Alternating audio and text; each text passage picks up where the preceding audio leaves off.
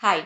एक बहुत बड़ी मिथ है कि सेव और इन्वेस्ट सिर्फ वो लोग कर सकते हैं जिनके पास बहुत ज़्यादा डिस्पोजेबल इनकम है। वो लोग जिनकी सैलरी कम है या जिनका बजट लिमिटेड है, वो लोग सेव और इन्वेस्ट नहीं कर सकते। ऐसा आपने बहुत लोगों को बोलते सुना होगा, मगर ये बात बिल्कुल गलत है। आज हम आपको बताएंगे 5 ऐसे प्रिंसिपल्स जिनको यूज़ करके आप लिमिटेड बजट में भी काफ़ी अच्छा इन्वेस्ट कर सकते हैं और लॉन्ग टर्म में अच्छी वेल्थ क्रिएट कर सकते हैं। किसी भी सक्सेसफुल इन्वेस्टर के लिए सेविंग की आदत बहुत ज़रूरी है। अगर आप सेविंग ही नहीं कर पाएंगे, तो आप इन्वेस्ट कैसे करेंगे? तो आपको हर महीने सेविंग्स को प्रायोरिटाइज करना होगा। आइडियली आपको अपनी इनकम का 20% हर महीने सेव करना चाहिए है। इसलिए जिस दिन आपकी सैलरी आए, आप उस दिन इस पैसे को अलग कर दीजिए। ज़रूरी नहीं है कि आप हर महीने अपनी सेविंग का एक बड़ा पोर्शन इन्वेस्ट करें। आप अपने इमरजेंसी फंड और अचानक आने वाली नीड्स के लिए भी पैसा सेव कर सकते हैं। बट ज़रूरी है कि आप ये डिसिप्लिन बनाएं, हर महीने कुछ ना कुछ इन्वेस्ट करने की आदत डालें। अपनी सेविंग्स को आप कैश के रूप में सेविंग्स बैंक में रखने के बजाय लिक्विड फंड्स में इन्वेस्ट कर सकते हैं। लिक्विड फंड्स एक तरीके के डेट फंड होते हैं जो कि शॉर्ट टर्म डेट में इन्वेस्ट करते हैं। लिक्विड फंड से आप कभी भी पैसा निकाल सकते हैं और 24 आवर्स में यूनिट्स को रिडीम कर सकते हैं। Generally liquid funds savings bank account से बेटर रिटर्न्स देते हैं। रीजन ये है कि ये म्यूचुअल फंड्स के रिस्क भी कैरी करते हैं। अक्सर लोग सैलरी आने पे स्टॉक्स में लमसम में इन्वेस्ट कर देते हैं। स्टॉक्स में इन्वेस्ट करने का स्मार्ट तरीका है कि आप महीने भर में ढंग से रिसर्च करके अपने फेवरेट स्टॉक्स को शॉर्टलिस्ट कर लें और जब उनका प्राइस गिरे तो थोड़ा थोड़ा पैसा उन स्टॉक्स में इन्वेस्ट करें। इस स्ट्रैटेजी से आप अपना रिस्क काफी कम कर सकते हैं। स्टॉक मार्केट्स में काफी वॉलेटिलिटी रहती है, जिसके चलते आप कभी भी जब मार्केट्स गिरे तो चीप प्राइसेस में स्टॉक्स में इन्वेस्ट कर सकते हैं। इंडियन स्टॉक मार्केट में 4000 से भी ज्यादा स्टॉक्स हैं।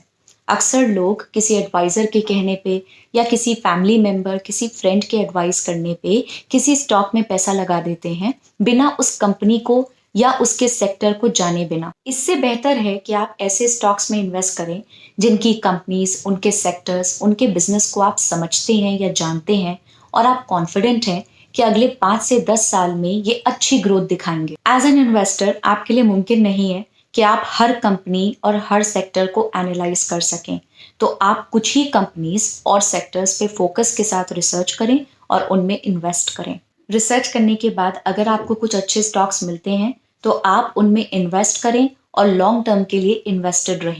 अक्सर इन्वेस्टर्स 10, 15, 20% रिटर्न्स जनरेट करते ही उन स्टॉक्स को बेच देते हैं, लेकिन ऐसा करने से आप अपने इन्वेस्टमेंट्स को चांस ही नहीं दे पाते कि वो आपके लिए वेल्थ जनरेट करें। हमने पहले भी आपको एक वीडियो में दिखाया था कि अगर 1995 में आपने इन्फोसिस के स्टॉक में 10,000 रुपीज इन्वेस्ट किए होते तो 2020 के एंड तक उसकी कीमत 68 लाख रुपीज से भी ज्यादा हो चुकी होती। आप इमेजिन करिए, अगर किसी इन्वेस्टर ने वो 10,000 रुपए 1995 में इन्वेस्ट करके 15-20% रिटर्न कमाते ही उन्हें बेच दिया होगा, तो उसने कितनी बड़ी अपॉर्चुनिटी मिस कर दी। मगर इसका ये भी मतलब नहीं कि आप किसी कंपनी के स्टॉक में इन्वेस्ट करके उसको भूल जाएं। जब तक आपको कंपनी की परफॉर्मेंस में कोई मेजर रेड फ्लैग नहीं दिखता जिससे कि उसकी लॉन्ग टर्म परफॉर्मेंस इंपैक्ट हो सकती है, तब तक आप उस कंपनी के स्टॉक में इन्वेस्टेड रह सकते हैं।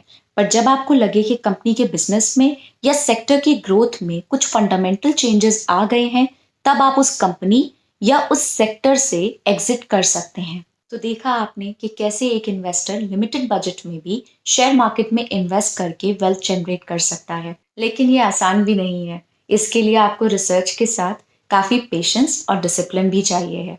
तो अगर आपको ये वीडियो पसंद आया तो ग्रो के चैनल को सब्सक्राइब करें।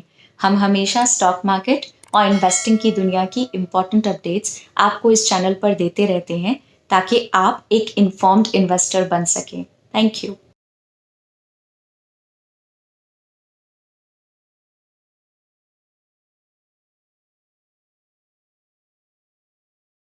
Investment in securities market are subject to market risks. Read all the related documents carefully before investing. Please read the risk disclosure documents carefully before investing in equity shares, derivatives, mutual fund, and or other instruments traded on the stock exchanges.